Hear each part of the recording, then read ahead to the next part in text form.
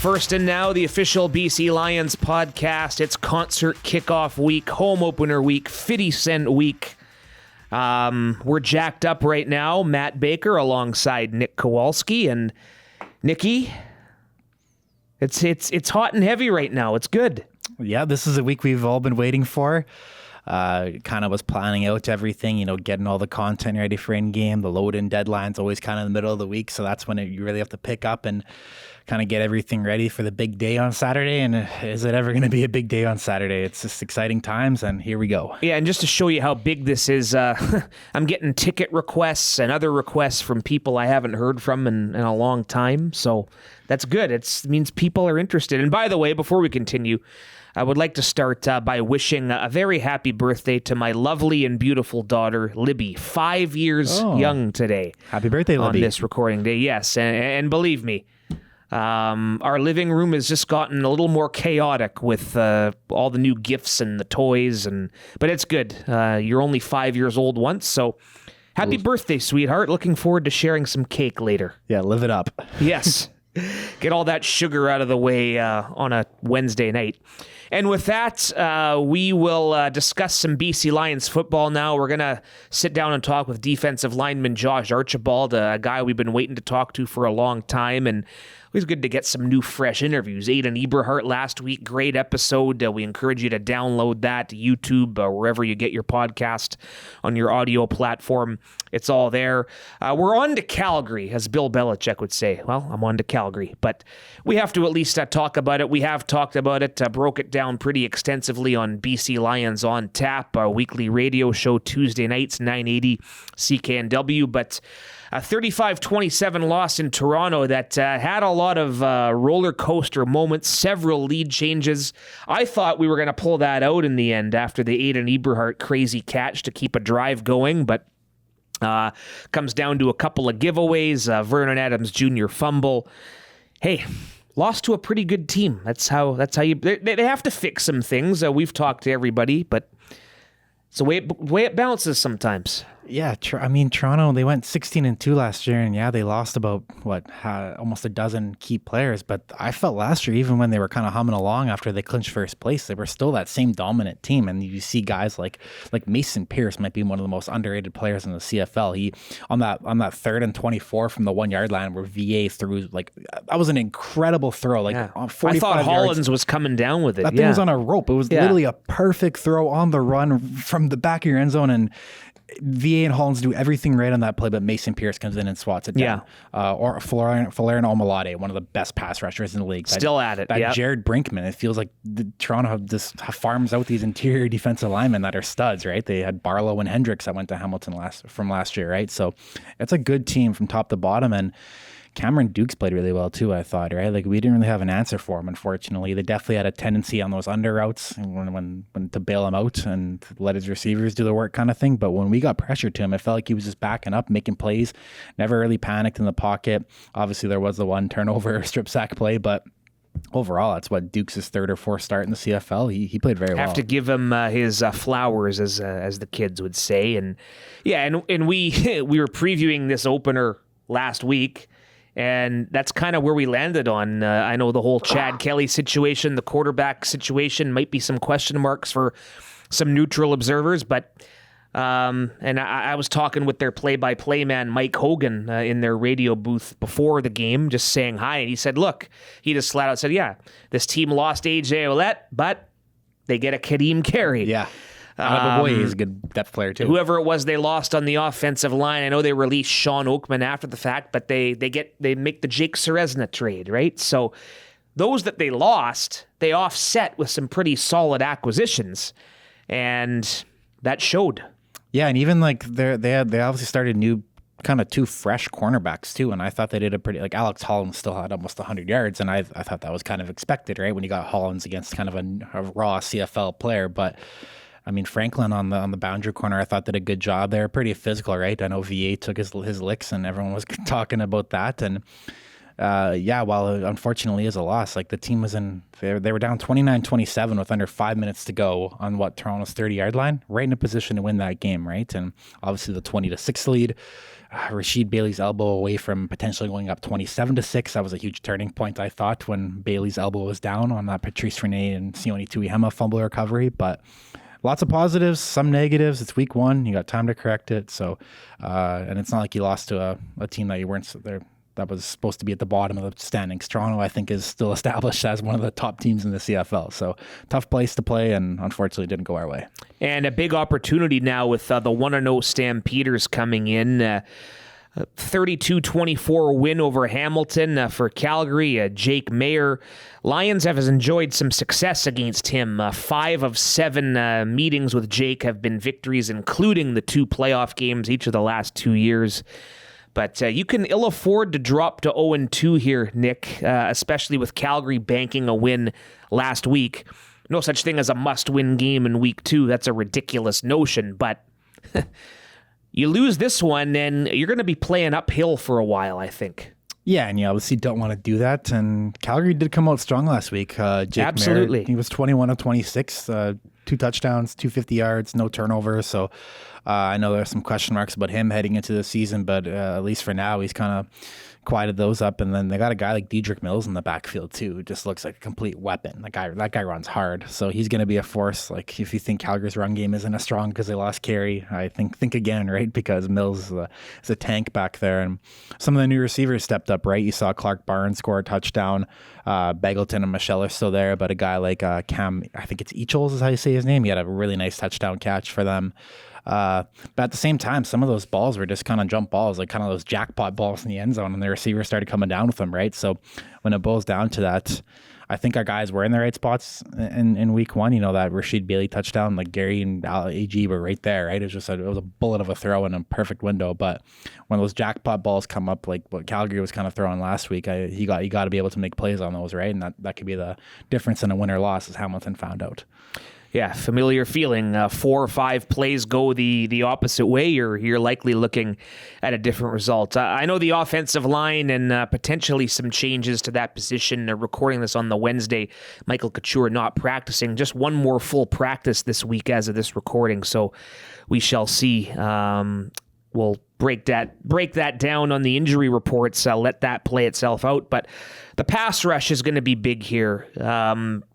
Josh Banks, Christian Covington, those guys in the interior, they're going to have to be stout against the Calgary run and open up some of the edges for Texas Pete Robertson and Sione Tuihema. If they can continue to make Jake Mayer uncomfortable, make him run around like they've had the habit of doing in previous meetings, that's going to be a big recipe for success. And on the other side of it, we saw Will Stanback, those extra 2-3 yards he's able to bring, only 35 yards on the ground, I should say. Had a few touches in the receiving game, but if you get out to an early lead, you pound that rock with number 31, keep Calgary's offense off the field. That's another area I think is going to be big.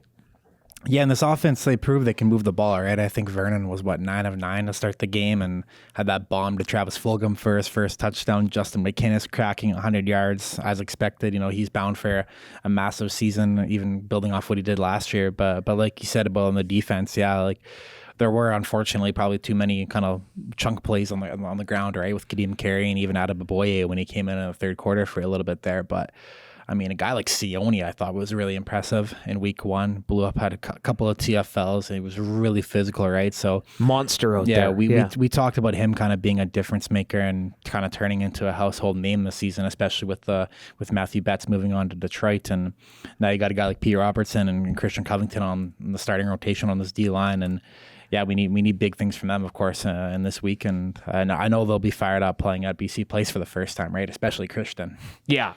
And I was talking to him. He's picking up his dad, Grover, Thursday night. Grover coming in from Texas. So he's going to have some family in attendance, and that'll give him a little extra bounce in his step. We're going to talk about the backyard party and other festivities going on before we're out of here after we talk to Josh Archibald. But our team historian, Steve Daniel, CFL head analytic, stats. He does it all. He gave me some great data on home openers. So we're over 50,000 sold. Are we going to announce a sellout? I think it's trending in that direction. That might not be until game day officially. But 43,000 and change was our best home opener crowd ever. That came in 1984. The two crowds we've had of 59,000 plus were not home openers. 4 previous occasions, we've cracked 40 for the home opener. So this will be number 5, and we're cracking 50 for 50 Cent. Of course, Concert Kickoff. We're going to eclipse 1.9 million fans through the turnstiles with this attendance, according to Steve Daniel. 1.9 million. Like in history? In history for BC Lions games. That's what he told me. 2 million's coming up, yeah. Yeah. So, hey, it's great to have Lions buzz, Lions fever at an all-time high, and going to give me goosebumps seeing the full crowd. Yeah, like that opening Hearing kickoffs. how loud it's going to be when we're on defense. Well, I want to ask Arch about it too, because I always think about the West semifinal last year where Arch had that like bone-crushing hit. Huge, yeah. On the opening kickoff, right? And you can hear the crowd. The noise is just different, obviously, when it's in that packed house and there kind of is that playoff. It was a playoff game, so there is a playoff feel. And I anticipate this game having that playoff feel to it, right? I think naturally playing Calgary at home, it's going to be intense. But when you add a packed house, coming off that high of a 40-minute concert from 50 Cent, it's going to be awesome. And if you missed on tap yesterday, my trivia was all BC Lions attendance related. So shout out to Steve Daniel too, because yourself and him doing that media guide. If I didn't have that, this wouldn't have been possible. But I manually crunched the numbers, and then by my account, the BC Lions have played in front of 50,000 fans at home a total of 19 times. They're 12-7 in those games, so it's not automatic win night by any means when you play in front of a big crowd and have that advantage. But the Lions are still successful. These past 2 home openers too, it's been a party, right? You have that first game against Edmonton, huge, yeah. We had 40 points at half, and then last year not allowing 42, I think it was 42-10 or something. Not allowing Edmonton to score points last year. It's something always special happens in those games outside of the whole spectacle of the concert and the street party and all of that. So it's gonna be a day, and we'll be ready for it. If we get the W, it'll be all that more special. So, yeah, Josh Archibald coming up here in a matter of moments. We'll go for it or punt. Again, we'll discuss a lot of the game within the game happening Saturday. The party downtown starts early. Josh Archibald, 3rd-year defensive lineman for your BC Lions. It'll be in the interview chair coming up here on First and Now, the official BC Lions podcast. And we're joined right now by 3rd-year BC Lion defensive lineman, the pride of McGill University, Joshua Archibald, with us here ahead of the home opener, season opener loss in Toronto, but we've moved on from that. Josh, good of you to stop by here. Thank you for having me, honestly. Yeah, it's a debut on First. We're on a good run of having debut guests here, right? Aidan Eberhardt last week, and good to get some of these newcomers when it comes to the podcast guest chair in here. And we'll start with Toronto, actually, Josh, because it was significant for you. Yeah. Your first career sack. Yeah.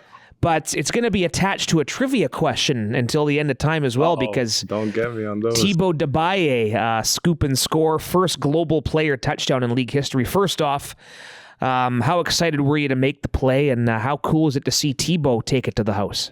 I'll just start from the beginning. Originally, it just felt surreal when I got the sack, but it's crazy because Coach Bo came to me on the sideline. We were up 13-6, and he came to me on the sideline. He said, Arch, after your kickoff, if you're too tired, just let us know, and we'll sub you out, but be ready to go in.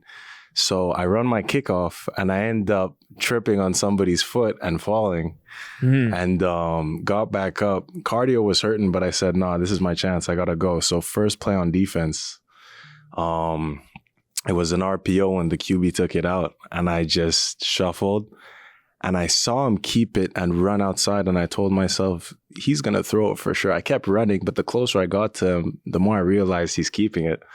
And then he tried to bounce outside, and then that's where I just kind of took my opportunity to grab him. And whilst I grabbed him, I have him by his hips, and I'm twisting with him, and I'm like, if I let this sack go, this would be the worst moment of my life. So luckily, I don't want to call it luck. Let's just say I just took him around, spun him, and then saw the ball on the ground. Was a little too far to pick it up, but Tebow obviously got the scoop and score, which was amazing. But it felt surreal. What's that like? What goes through your mind when Bowman or RP or whoever says, be ready, you're going? I mean, because this defensive line the last couple of years, it's been a good rotation, right? Yeah. I mean, how much adrenaline do you get from that? You get a lot of adrenaline, but you also, we work our tail off in practice. And just to know that I got the confidence from the coaches, RP and Coach Bo, to put me in such a crucial, point in the game, meant a lot to me. So to put me in with the score 13-6, and to say you're gonna step into rotation pretty much for the first time when we've had a lead, and it hasn't been towards the end of the game. This was kind of my first rodeo in the rotation. It felt really good to know that they had enough confidence in me to get the job done. And I know your home is more out east, but did you have any family there to see that special moment? So unfortunately, none of my families could make it that game. So I ended up giving my tickets to Menard. So he watched my sack along with Betts, which was cool to see. But I got the TSN clip from you, and I just sent it to my whole family, and they were ecstatic. They were happy to see me get that sack.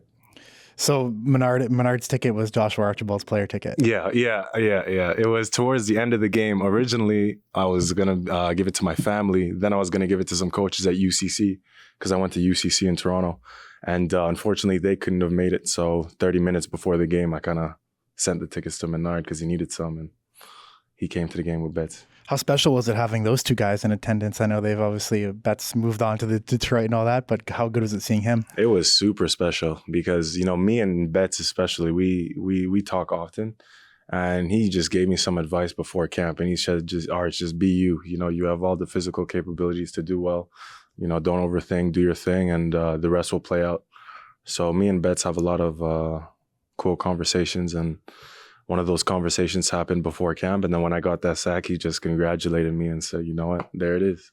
You just broke the ice, keep it going. And Menard, same way, he showed some love as well. So like I said, it felt surreal in the moment, but at the same time, didn't get the result we wanted. So yeah, it felt great, but got to move on to Calgary and see if I could repeat.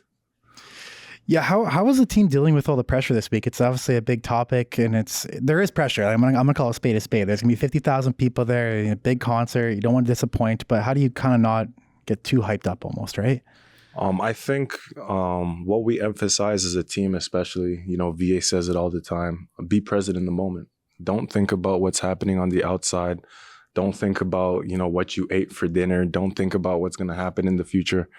Be present, be in the moment, get your assignment, and the rest will take care of itself. So it's one of those things where it's one thing doing it, but it's also one thing hearing it from somebody else. And when we're in that huddle right before the game starts, and you say be present, that's the only thing, just click it in your mind. So honestly, if we're present and we got a hat on a hat, it's pretty hard to beat us.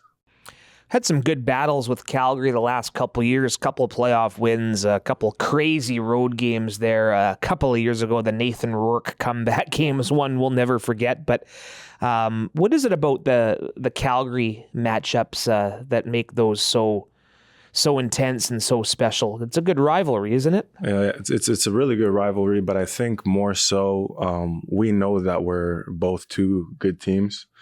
We know that in order to, say, clinch first, second in the West, you're going to have to beat teams like Calgary and Winnipeg, especially. Not saying that Saskatchewan isn't, a good team or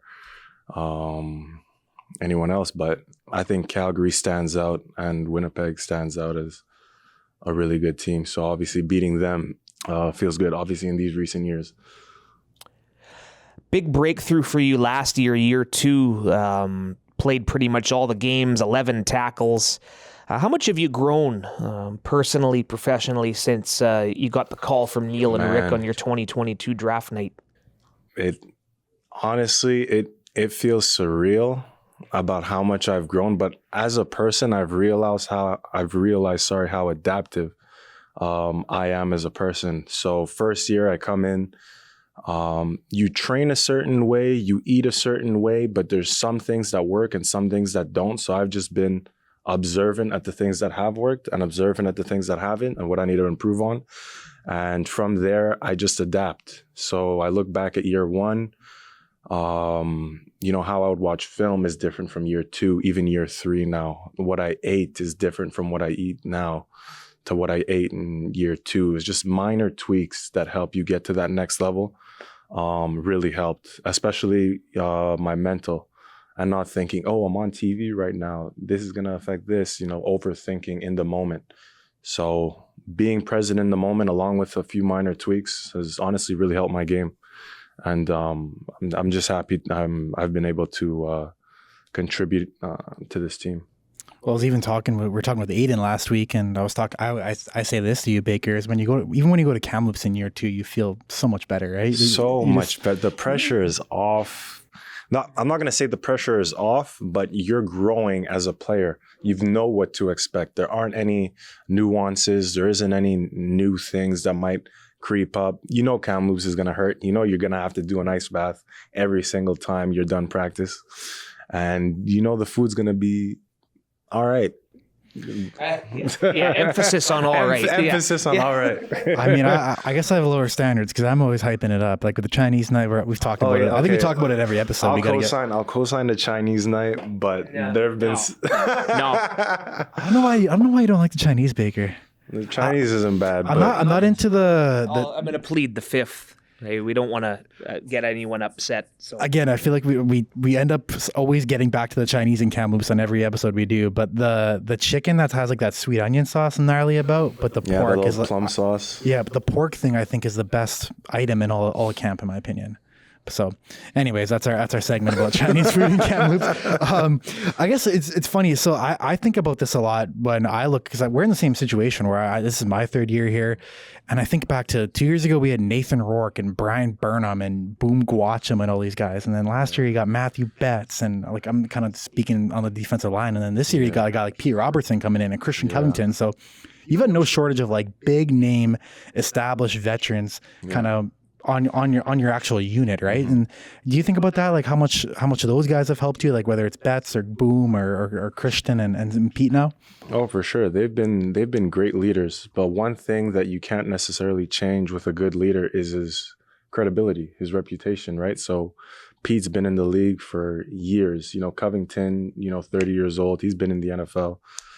Came down to the CFL with BC. This is his first year, but nonetheless, he's had a pretty good resume to show for it. So guys that, have had multiple years in the league, whether it be NFL or CFL, it's impressive. And, naturally you look up to them. It's not one of those things where you say, oh, I'm not going to take your word for it, or I don't believe you. You have the resume to show me that you did it. So there's no reason why I shouldn't believe what comes out of your mouth, right? And it's my third year. I'm still trying to soak in as much information and as much knowledge I can from these vets, and it's been a blessing so far.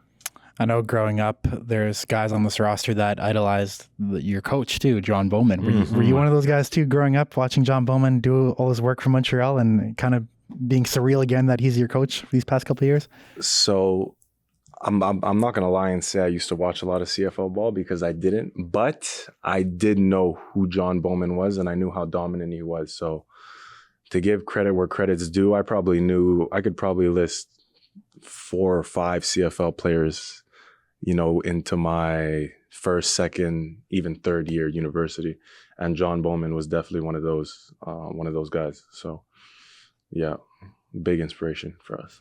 The thing with Bo, I think that translates well to your group is he's not too far removed from playing himself. He retired as a player, and right away he's here coaching. RP is similar. I mean, Seems like RP's only been gone as a player for 2 or 3 years as opposed to 6 or 7, whatever it's been. But being that close generation-wise, how big an advantage is that? It's a huge advantage, but like I said, back to credibility. I mean, these players have done it and done it at the highest level for a sustained period of time. So when they tell you something, or if they critique you in any way, you just got to take it and just absorb it like a sponge, because they've been there, they've done that. And quite frankly, it is an inspiration that Bo has played so many years in the CFL and has dominated for so many years, and so has RP.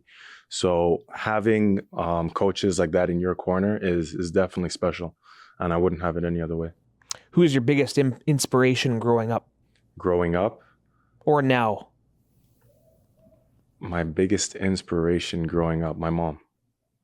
My mom, for sure. My mom has done everything for me, from putting me to private school, working countless hours to make sure that there's not only food on the table, but she sends me to the best schools for education.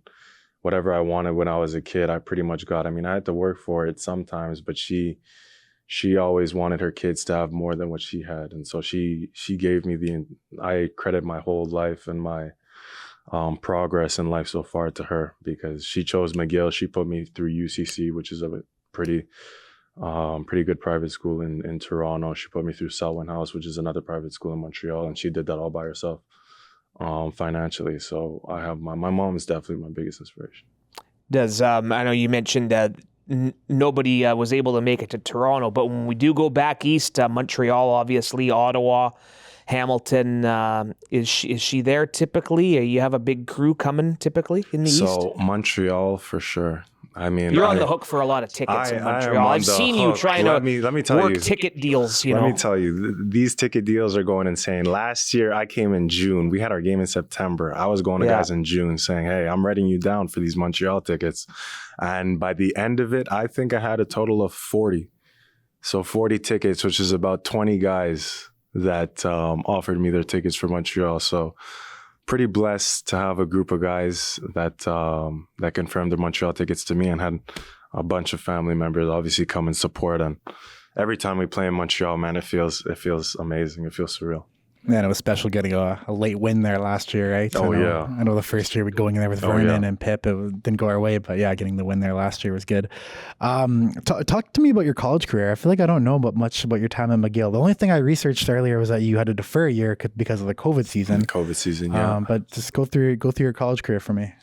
So first year, I mean, let's go all the way back. So from UCC, I played receiver and defensive end. And so when I came to McGill, originally they recruited me as a D-end. But when I sat with the coach and my mom was in the room, she could remember, he asked me, what do you want to be? Obviously, we recruited you as a D-end, but we think you could also give us a lot of value at receiver. But I ended up choosing D-end because I just love hitting the QB.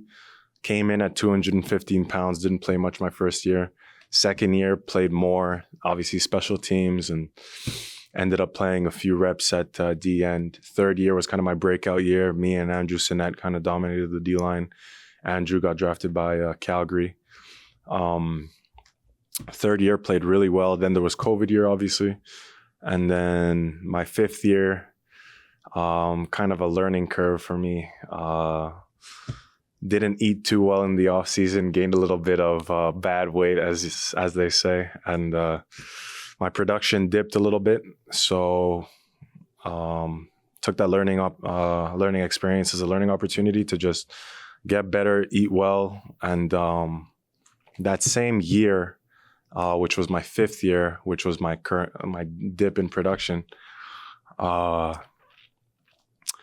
was my CFL draft year. So I had 3 months to get back in shape. And a lot of the CFL teams were kind of asking me during the interviews. They were like, "Hey, Arch, what's with the dip of production and whatnot?"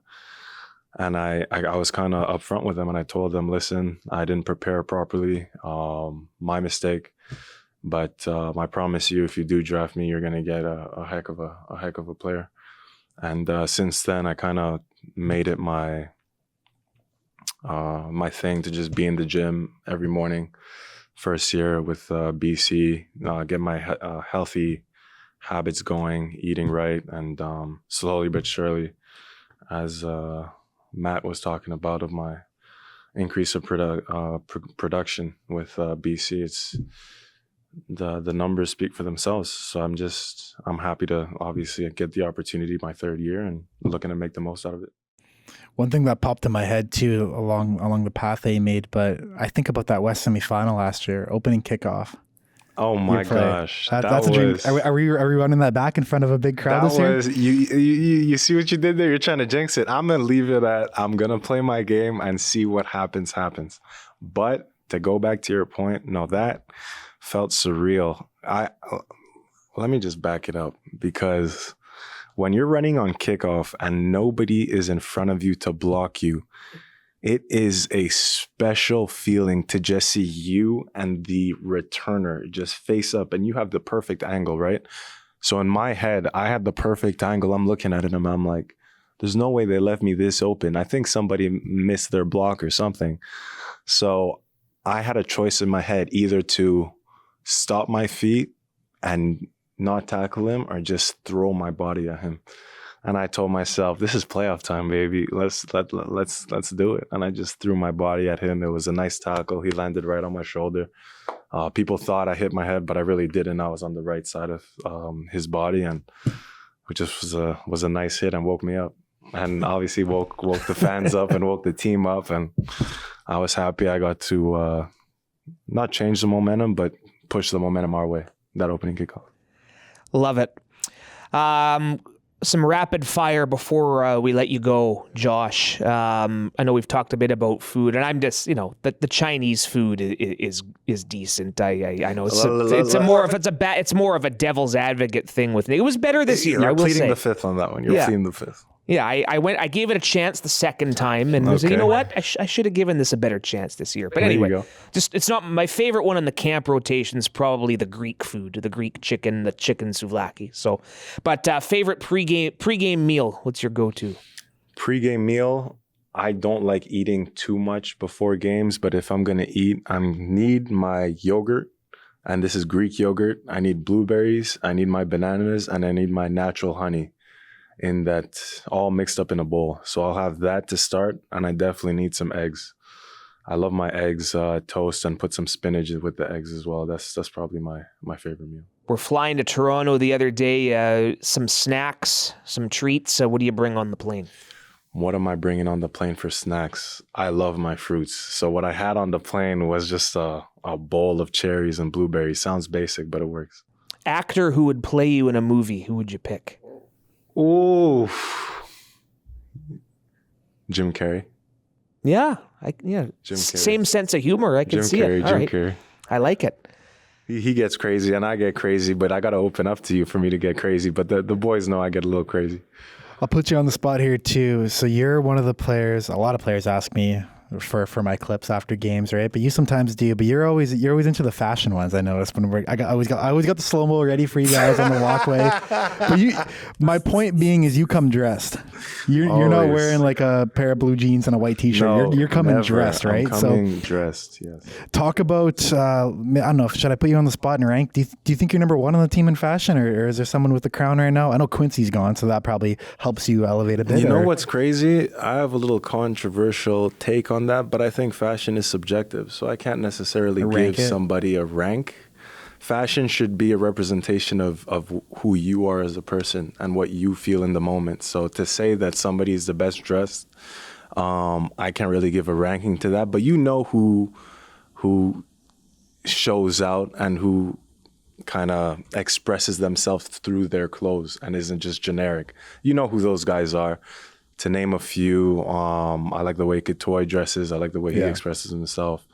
Obviously, I'm a fan of how I dress. I like how Pete dresses. AG is very fashionable. Just to name a few. Well, to your point though, to like how everyone kind of has their own style. Like you see Pete. Pete's a new one, but I like the way Pete doesn't care. Pete dresses the way he wants to dress, and he expresses himself through his clothes. So I'll give it to Pete too.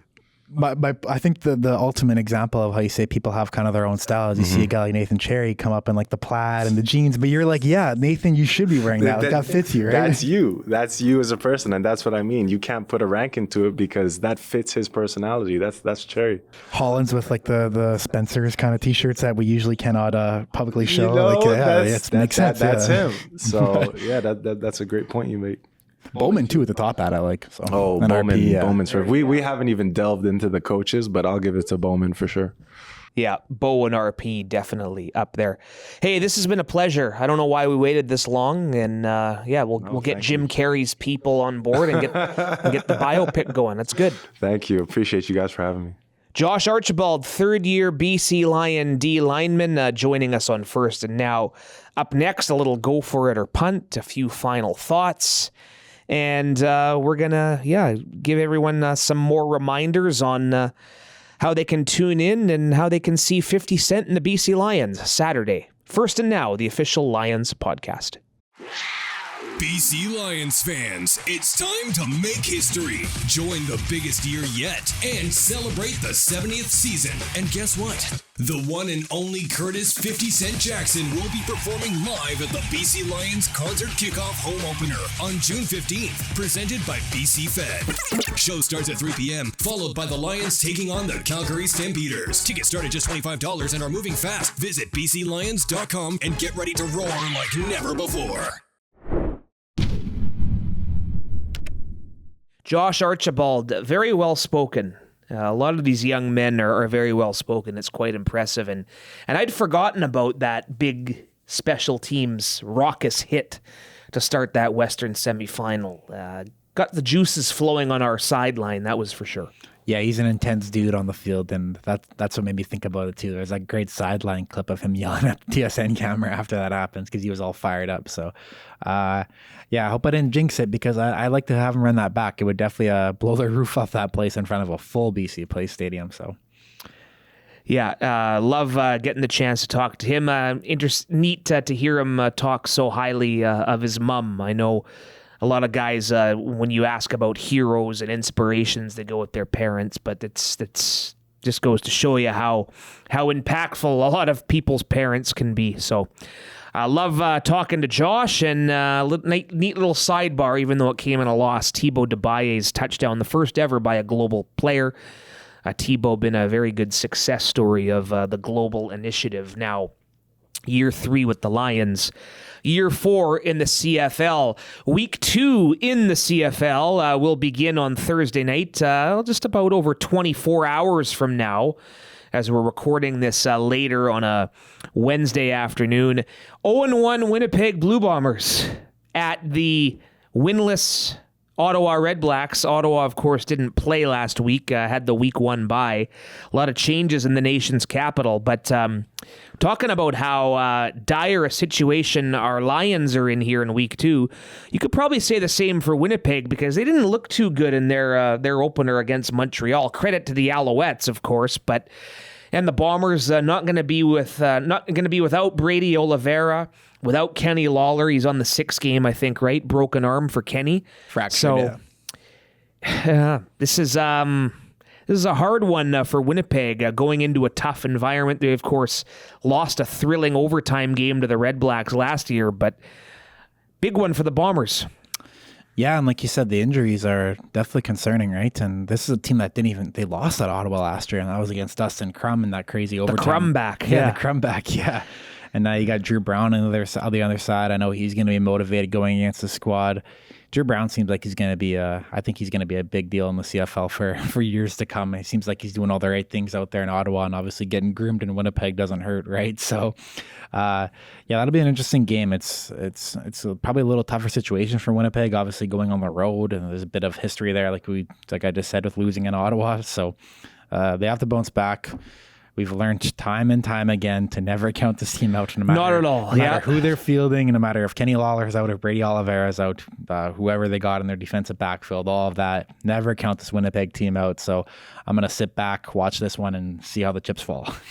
Yeah, I'm looking forward to this one. I know there's a lot happening Thursday night. There's Game 3 of the Stanley Cup Final, but have both TV screens going.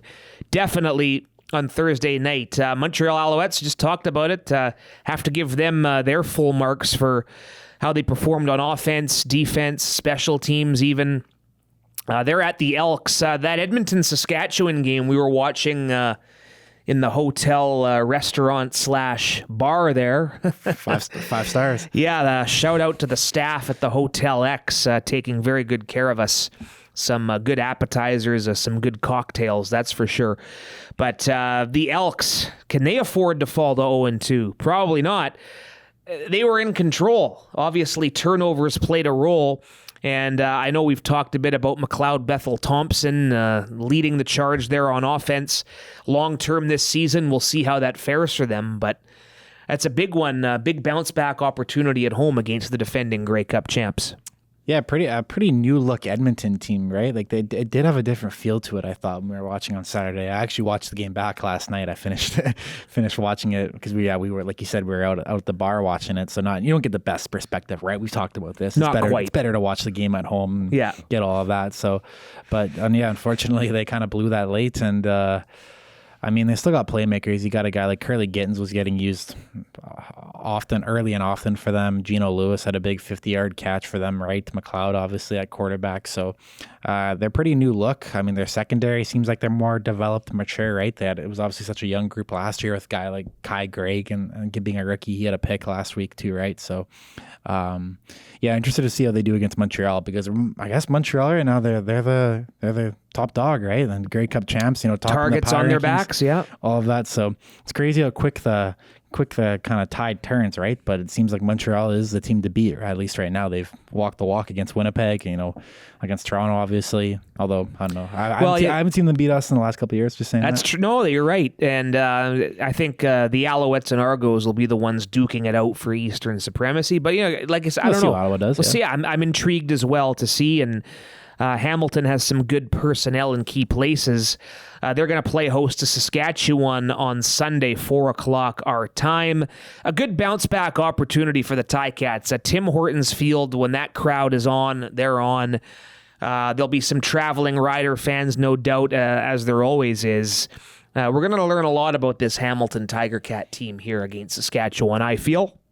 Yeah, and they did put up 24 points last week too, right? James Butler was a complete beast for them. Probably should have got more touches early on, right? When they were moving the ball with him, seemed like at will. But at the same time, I thought Bo Levi Mitchell moved pretty well, right? I think he'll admit that too. I think he had like 36 rushing yards, and he was moving around in the pocket quite well, rolling out all of that, and so they look like they're still a threat on offense and all of that, right? Too, and they got obviously a lot of new pieces in that unit. Guys like Brandon O'Leary-Orange and Luther Hakanavanu, kind of new names in that receiving core. Dunbar is back for them, right? But yeah, Sask has 1-0, right? So they're definitely riding their high horse right now, getting, Coach Mace getting that first win under his belt. Sean Bain scoring 3 touchdowns. He seems like he's broken out already to be like kind of a star receiver in this league too. Kind of like that Emmanuel Sanders kind of vibe. I was kind of thinking about that on the weekend when you remember those Denver teams where they had like Demarius Thomas and who's the other guy was it Welker or I'm missing Eric Decker. Welker was there too. Yeah, Decker, they kind of like the Schaefer Baker and MLS of those top guys, and then you have that consistent kind of guy like Sean Bain, kind of like the Emmanuel Sanders of that lineup. That's kind of the comparison I was thinking in my head for whatever reason. But Kyle Nelson, a big fan of Emmanuel Sanders as well. Remember we discovered that? Yeah, when we talked for like 30 minutes after the podcast recording. Yeah, the better podcast was the one we didn't record after. Well, stuff you probably can't air, but yeah, true. But I love it. I love the way this schedule is broken down. Of course, we get ourselves a nice rivalry game, a playoff rematch.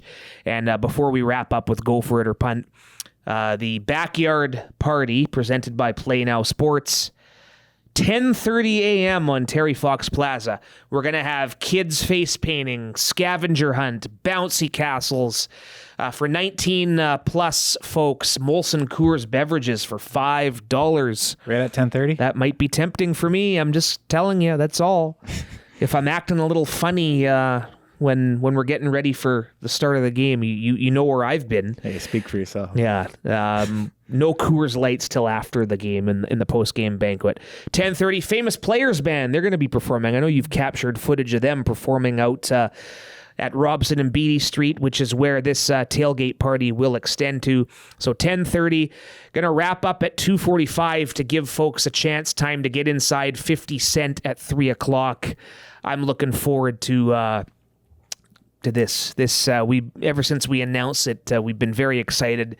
The reaction in the city has been outstanding, and we talked about it. We're going to shatter the franchise record for home opener attendance, which was back in 1984, the year I was born, 43,501. came out to see us. And another great nugget here, courtesy of Steve Daniel. BC Lions all-time at BC Place, a record of 211, 128, and 2 ties. So 622 winning percentage. Let's increase that, shall we? Yeah, that'll get you in the postseason year in and year out. So. Hell yes, it will. Yeah. All right, go for it or punt.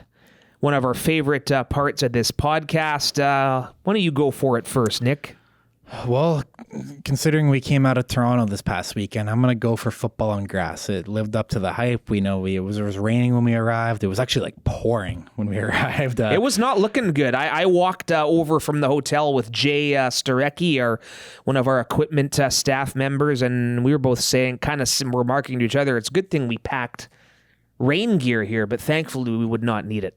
Yeah, I brought my rain gear too. I ended up going out in a polo for the game because it got sunny out. Got warm, yeah. But yeah, it's pretty wild weather. And then I threw my long sleeve on after in the second half, but no one cares about what I was wearing. But anyways, moving on. So football on grass is my go for it. It was beautiful. The sun is kind of an extension of that. It's beautiful when it kind of shines onto BMO for sunset. And there's that one, I always shoot on my video primarily during the game at 120 frames per second, which in layman's term means that you can slow it down by 5 times the speed, right? So you can slow it down 80%. So when I was slowing down that arch sack and Tebow scoop and score that came right to me, you got the grass blades or all the grass from the cleats going up in the air and in slow motion. It looks so nice. So I love playing on grass. Unfortunately, we only get to do it probably no more times this year. It'd be a really weird circumstance if we ended up going back to Toronto this season. Not going back there for a playoff game, I hope. Yeah, that'd be a very, very unique circumstance. But I know the players will echo this too. They love playing on grass too. Well, so Touchdown Pacific. Oh, that not be on grass? Oh, yeah, I'm wrong. That'll be the last one. Imagine if that's like a mud bowl though, Don't jinx it. Yes. Yeah. The visuals would be crazy, but that's the one kicker with grass is it gets dirty, and it was primed to be dirty because of the rain. But we survived. Is it only Seattle and MetLife Stadium that have turf now in the NFL? Is it grass everywhere else? You're asking the wrong guy. I think it's close. It's very rare. It's kind of funny because remember when field turf first came in, it was like the greatest thing, and now it's going back to grass. Yeah, a couple ACLs later, yeah. Yeah, sadly, unfortunately, but yeah, that's worth looking up. I want to say there's not much more, if there's any more, than Seattle or East Rutherford, New Jersey.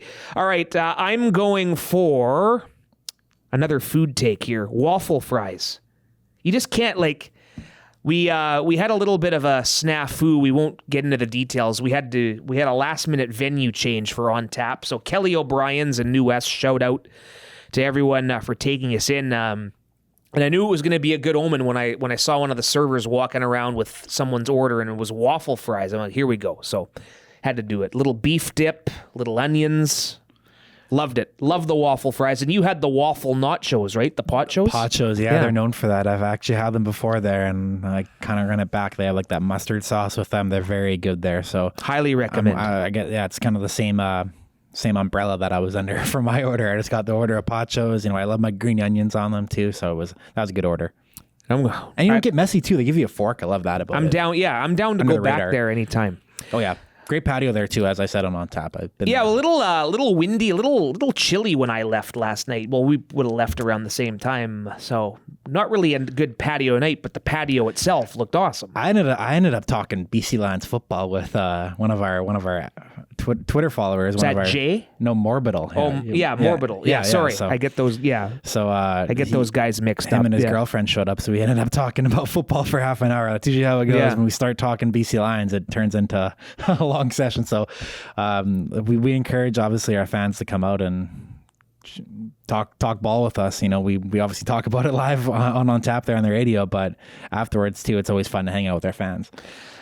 Very good. Yeah, Morbidal, solid dude. A fellow Niner fan as well. We're talking Niners. Which leads me to my punt. I don't know what you think about this. I was getting texts from my buddies, and my fantasy football group chat was going off.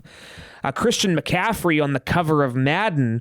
I don't buy the curse all the time. I don't know. People tend to focus on the doom and gloom here. So The Niners have had their issues over the years with injuries and bad luck in key moments, so I'm not sure how much more cursed they're going to get. So I'm punting the Madden curse. I don't believe in it, personally. But I think it's been busted, at this point, right? like, who are the best example of the Madden curse? Sean Alexander way back in the day? I had one that had Peyton Hillis on it, so that one didn't age well. Peyton Hillis was on the cover? Yep, Madden 12. No way, Yeah, really? I swear. Yeah, I own that one. Well, that maybe it's legit then for... That's when I used to play it. I have one with Vince Young on it, too. That's Madden 08, I want to say. I back had it for my PlayStation Was Arian 2. Foster on it one year? No, I don't think so.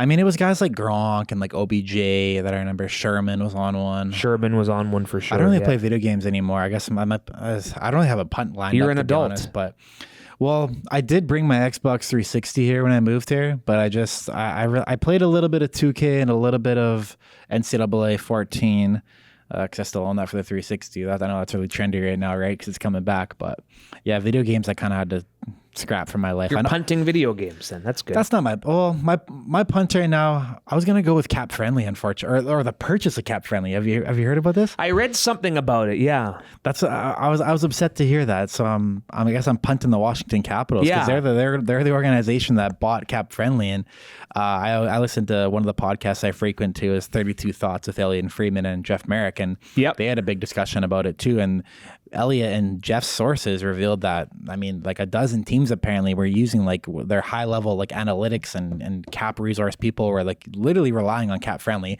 as were thousands and thousands of NHL fans. well, And it's good information. I mean, the NHL itself doesn't reveal much about salaries and what teams have what cap space. So yeah, I'm with you on punting that. It's going away, yeah, unfortunately, but it's not after the draft, they said, which is really interesting. Jeff and Elliot were talking about this. They were like, if I spent millions of dollars to purchase this site, I would say it's shutting down right now because we own it and we can do whatever we want with it. But they're allowing apparently it to stick around until after the draft. The Washington Capitals are. So, and I know, unfortunately, a lot of people ask about the salaries here and all that, and I don't know how much we can even divulge into it. But that's something that doesn't really exist in the CFL either, too, right? And I think that.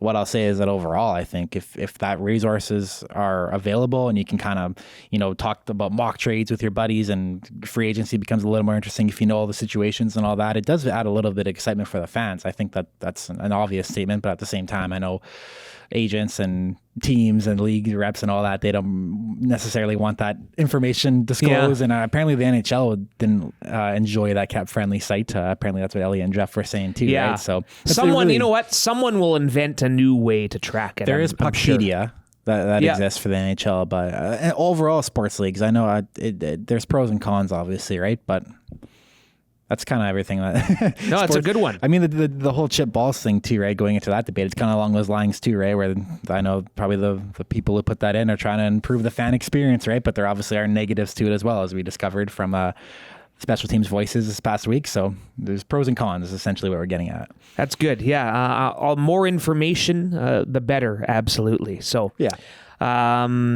NHL draft is going to be coming up here pretty much when the Stanley Cup final comes to an end at Sphere in Vegas, and we're right into the hockey off season. That's how late the Stanley Cup is being presented this year. All right, first and now, be sure to subscribe, rate, leave a review, subscribe, and like our YouTube channel. Every episode is there. Aiden Eberhardt, we talked about Kyle Nelson, a great discussion with him a few weeks back. Jim Yock, one of our longtime scouts. We've had some great interview subjects. Blessed to have them here in the organization. Lions Stampeders, 4 o'clock. Be sure to follow all of those platforms we just discussed for all the game content, and let's get this dub. Go, Shoddy. It's your birthday. There you go. We've been patiently waiting for this track for so long. I think I screwed up that lyric. Anyway, we're out of here. First and now, the official BC Lions podcast. Do us a favor. Be safe.